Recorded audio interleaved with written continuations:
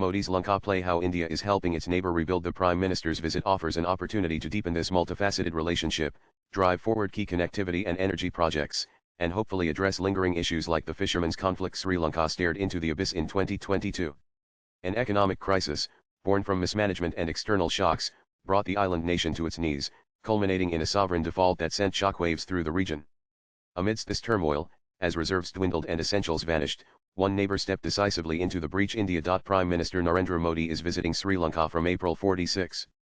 The trip represents a critical juncture in India's sustained, complex engagement. A strategic Lanka play aimed at stabilizing its neighbor while securing its interests in an increasingly volatile Indian Ocean region. And when Sri Lanka faced its darkest economic hour, the response from New Delhi was swift and substantial. Unlike the rest of the international support, India did not just offer a token of assistance, it was a lifeline.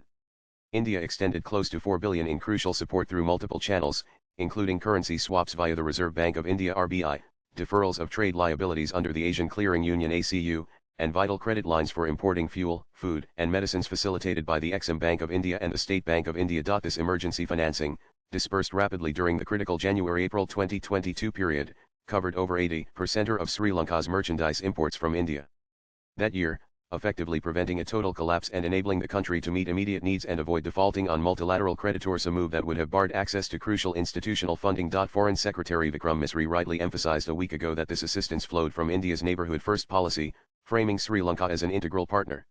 India acted as the quintessential first responder, providing nearly 4.5 billion in total assistance during 202,223, dwarfing initial contributions from other international actors and demonstrating a capacity and willingness to shoulder regional burdens. This intervention provided Colombo with essential breathing room, stabilized foreign reserves, and allowed for the continued import of essentials. It was done when other financing avenues had dried up. It was a direct, impactful intervention when Sri Lanka needed it most. However, India's role was not at an end at this point. It transcended emergency aid, moving into the complex arena of debt restructuring and strategic investment, areas deeply intertwined with geopolitical calculus.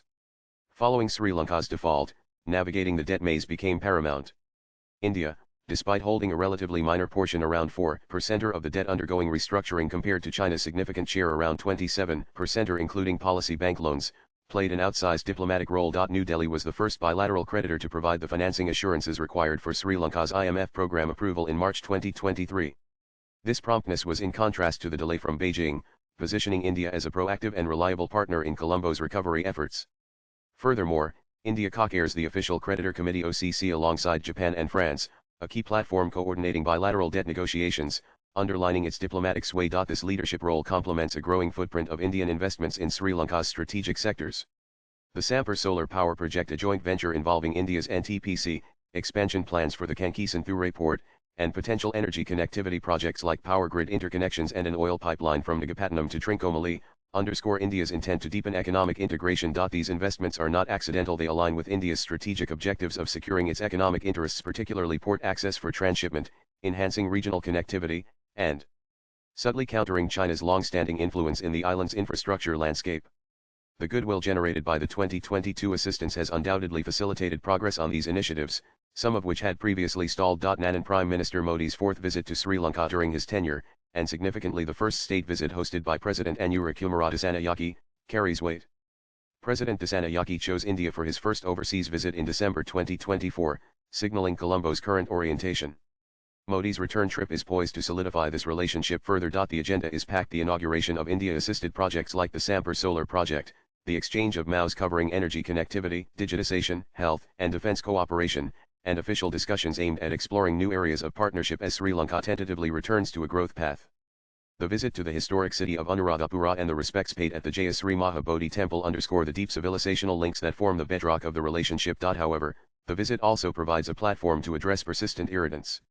The issue of Indian fishermen operating near Kachethivy, leading to arrests and boat seizures by the Sri Lankan Navy, remains a sensitive point, particularly given domestic pressures within India, notably from Tamil Nadu. Chief Minister M.K. Stalin has urged PM Modi to seek a resolution.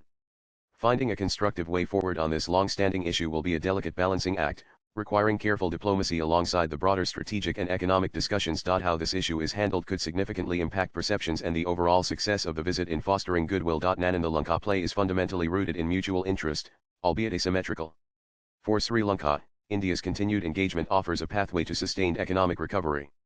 Access to India's vast market bolstered by the existing ISFTA and potential future agreements like ETCA, continued investment in critical infrastructure, energy, ports, connectivity, and financial stability support are crucial as Colombo navigates its post-crisis phase. India remains Sri Lanka's largest trading partner and a primary source of FDI and tourism, vital for rebuilding the economy. A stable, economically recovering Sri Lanka serves India's interests far better than a collapsing state susceptible to instability or excessive influence from rival powers. For India, the benefits are manifold. A stable and friendly Sri Lanka is a strategic imperative, securing India's southern flank in the vital Indian Ocean region. Deeper economic integration provides opportunities for Indian businesses and exporters and leverages Sri Lanka's strategic location for trade and logistics, chiefly via Colombo port. It also potentially turns Sri Lanka into a key energy partner through grid connectivity and renewable projects. Furthermore, demonstrating effective regional leadership through robust support for Sri Lanka bolsters India's neighborhood-first policy and enhances its credentials as a reliable partner, presenting a counter-narrative to China's regional influence. This engagement is a long-term investment in regional stability and India's geopolitical standing. India's engagement with Sri Lanka since the 2022 crisis has been a defining feature of its regional foreign policy under Modi. It's a calculated embrace, combining genuine assistance with clear strategic objectives.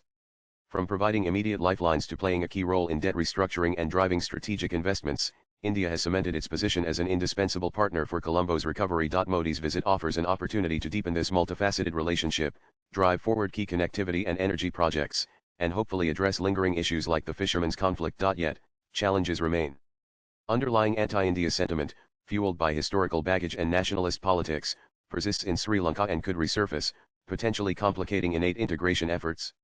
Balancing relations with China, which remains a significant economic player on the island, will continue to be a delicate act for Colombo.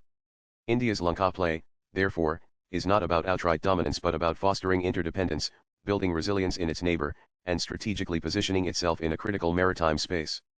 The success of this play hinges on sustained commitment, sensitive diplomacy, and the tangible delivery of economic benefits for both nations. Nan.